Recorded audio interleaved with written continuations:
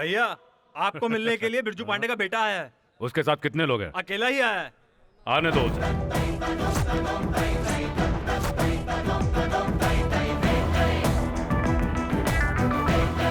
मुझे आपसे अकेले में बात करनी है। अकेले में मुझसे क्या बात करेगा? जो कहना है यहीं पर कह। मैं अकेले यहाँ तक आया हूँ, वो भी बिना डरे। आप क्यों डर रहे हैं? चल चल निकल सब यहाँ से, निकलो सब यहाँ से। मैं डर रहा हूँ। बोल क्या बोलना है तुझे? मिठाई में श्रेष्ठ है काजू कतरी और पदों में श्रेष्ठ है मंत्री, यही कहा था ना? आप एक बात जानते हैं, मेरी बात ध्यान से सुनना। मैंने देखा है परचून की लिस्ट में भी अरहर की दाल, मूंग की दाल, मसूर की दाल सब किलो के हिसाब से ली जाती है, लेकिन काजू केवल 100 या 200 ग्राम के हिसाब से लेते हैं। एक तो लेते इतना कम है और खीर में भी थोड़ा कम डालते हैं। ज्यादा खरीदने से पैसा बर्बाद होता है, ज्यादा खाने से तबीयत खराब होती है। यही हाल मंत्री का भी होता है। अगर मैंने बाजी पलट दी ना, या तो रोड पर खड़े होना पड़ेगा या फिर कोर्ट में। लोगों को हमेशा मैंने अपने पिताजी के पीछे खड़े हुए देखा है। आज पहली बार मैंने किसी को मेरे पिताजी के सामने खड़े होकर उन्हें चुनौती देते हुए देखा है, और उन्हें जान से मारने की धमकी देते हुए भी। सुनकर थोड़ा दुख हुआ। तुझे चुनौती देता हूँ, आज से 30 दिनों में अगर तूने मेरे बाप का सिर नहीं काटा तो मैं अपने परिवार के साथ तेरे पैरों में गिर जाऊंगा। अगर मैंने तेरा सिर नहीं काटा तो मेरे पिता तेरे पैरों में गिर जाएंगे। क्या बोला रे तू? तू मेरे पिता का सिर काटेगा तो मैं अपने परिवार के साथ तेरे सामने झुक जाऊंगा। अगर मैंने तेरा सिर नहीं काटा तो मेरे पिता तेरे पैरों में गिर जाएंगे। इसका मतलब है मैं तेरा सिर कंफर्म काटूंगा। मैं आज मंत्री हूँ रे, लेकिन तेरा बाप आज भी वही बिरजू पांडे है। चुनौती मंजूर है या नहीं? 30 दिनों में मैं तुम्हारे बाप का सर काट डालूंगा। देखते हैं कौन क्या करेगा। इसका मतलब है जैसे मेरे पिताजी ने कहा था वैसे शिवगंगा में जल्दी ही इलेक्शन फिर से होने वाले हैं। चलता हूँ। आपका दिन शुभ हो।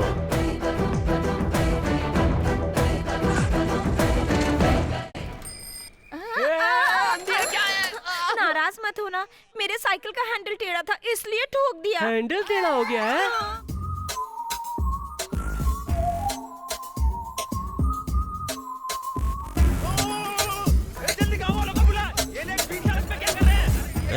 तू बीच सड़क पर लड़की को छेड़ रहा है, तेरी इतनी हिम्मत हो गई है? वो लड़की वहाँ खड़ी है, मैं उसकी साइकिल का हैंडल ऐसे सीधा कर रहा हूँ, इसमें क्या हो गया है? हाँ? मैंने कोई लड़की का ऐसे हाथ पकड़ लिया है, या फिर मैंने लड़की की कमर में ऐसे चुटकी काट ली है, या फिर बताओ मुझे कि क्या मैं उसे पकड़ कर ऐसे ये क्या कर रहा है? क्या चुम्मा लिया है मैंने, या फिर मैंने किसी की लुंगी खींच के बिछा के लड़की को उस पर सुला के उसके ऊपर चढ़ने की कोशिश की है? जो मुझे अरे क्यों रही फूट वहाँ से? वो ऐसा कह रहा था, तू भी मजे ले रही है। सब लोग यहाँ भीड़ करके खड़े हुए हैं तो मैं रिएक्ट कर रही थी। कुछ भी नहीं किया है, ऐसा बोल करके तू सब कुछ हमारी आंखों के सामने कर रहा है। उसमें कुछ ज्यादा तो नहीं कर दिया? भागो यहाँ से। इनसे कैसे बचूं? अरे बाप रे, ये लोहे की जंजीर नहीं, ये तो पूरा लोहे का किला है। हमें पता था ऐसा ही कुछ होगा, इसलिए तुझे पता नहीं हम लोग क्या करेंगे। क्या करोगे? इन पत्थरों से तो कुंफू कराटे वाला ब्रूस ली भी डरता है, ये गणेश क्या करेगा?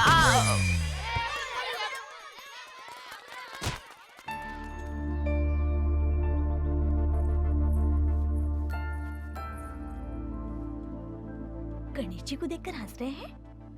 ओह,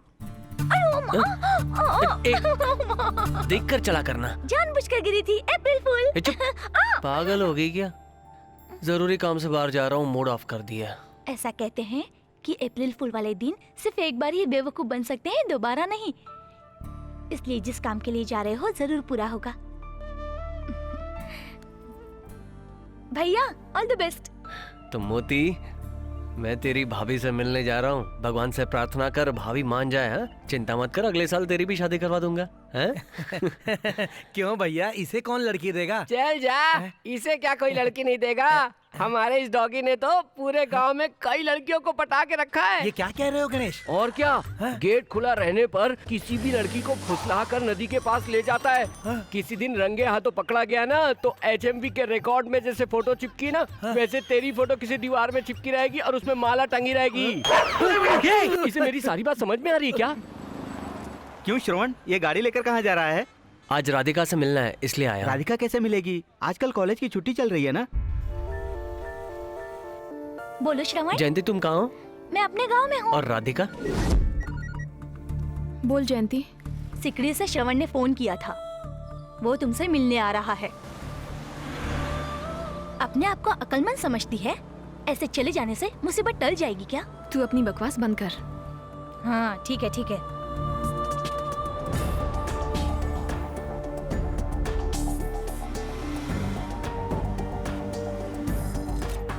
हेलो। सुन, जयंती और राधिका सिकरी आ रहे हैं, दोनों एक्सप्रेस में बैठे हैं। हाँ मुझे उस बस के कंडक्टर का नंबर दे। अच्छा ठीक है भैया। हाँ हेलो कौन? मैं श्रवण बोल रहा हूँ। सिकरी से तुम्हारी बस में 2 लड़कियां बैठी हैं।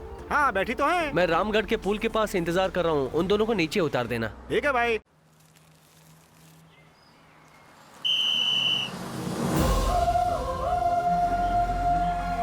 सुनिए, श्रवण भैया आपका इंतजार कर रहे हैं, आप नीचे उतर जाइए प्लीज। आप नहीं उतरेंगे तो गाड़ी आगे नहीं बढ़ेगी।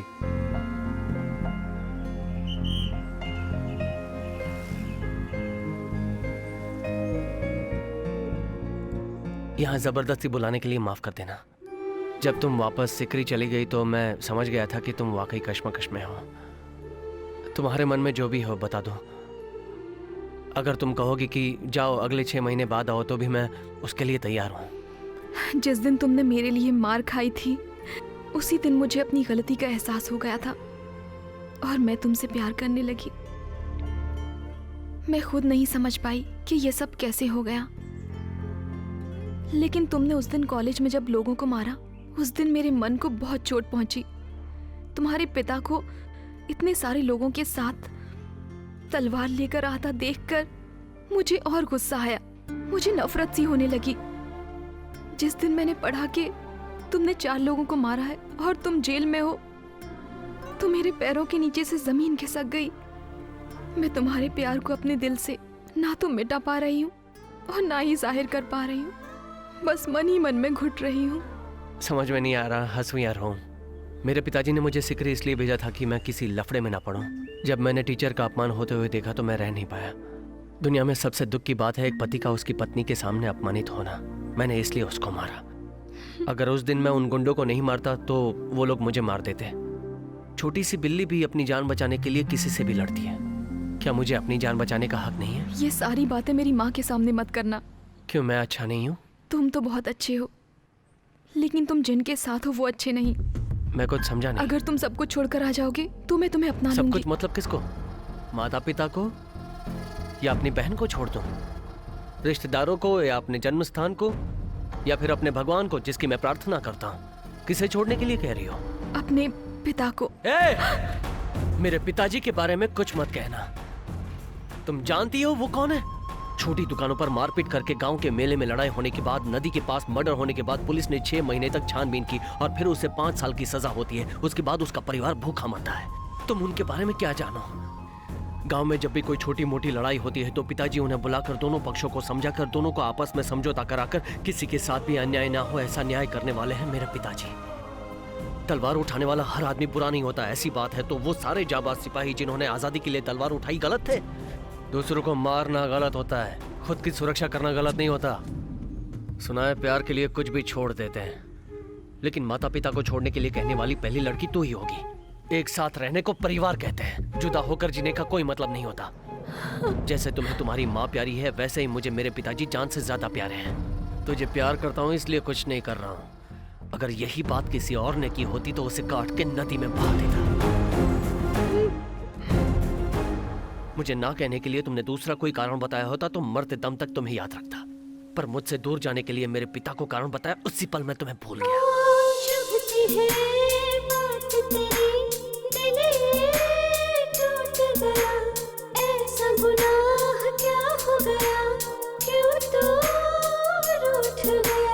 प्यार के तेरे मुझको कसम तुझको ही चाहूंगी, जीवन भर अब तेरा इंतजार करती रहूं।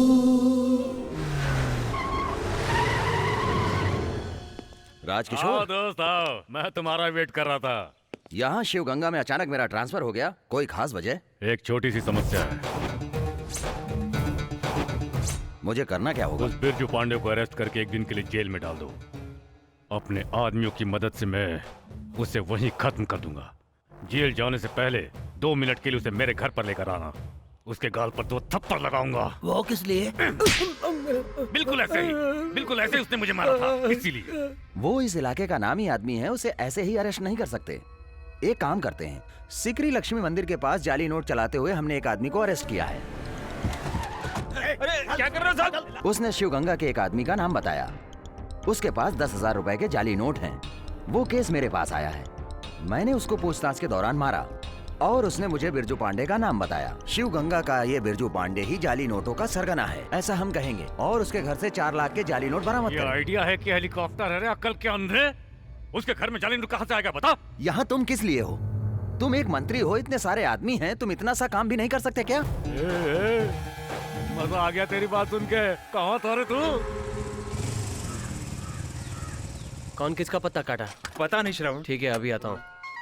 बोलिए सर। आपके घर शिवगंगा से डीएसपी के नेतृत्व में सर्च वारंट के साथ एक टीम आ रही है। इसकी वजह क्या है मुझे कुछ भी पता नहीं है। ये राजकिशोर का ही काम होगा, अपने पद का दुरुपयोग कर रहा है। ये अपने आप नहीं टूटा, तोड़ा गया है। हाँ शरवण, शरवण वहाँ देखो। चलो ऊपर चल के देखते हैं। कल रात को हमारे घर जरूर कोई आया था। कुछ लेकर तो नहीं गया है, मतलब कुछ रख कर गया है। सब जगह ढूंढने में आधा 1 घंटा लगेगा, इतने में पुलिस आ जाएगी। आप एक काम कीजिए, घर बंद करके राइस मिल चले जाइए, आधे घंटे बाद आइएगा। ठीक है बेटा। देखना उधर देख। इधर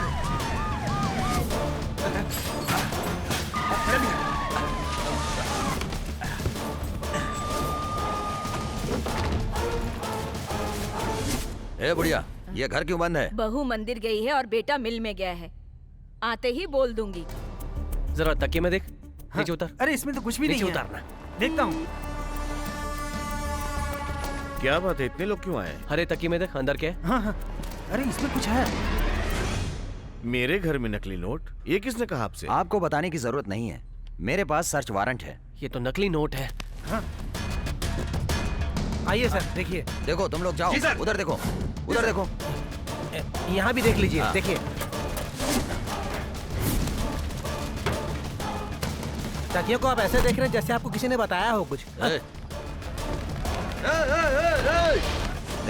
कुछ मिला क्या? कुछ नहीं मिला।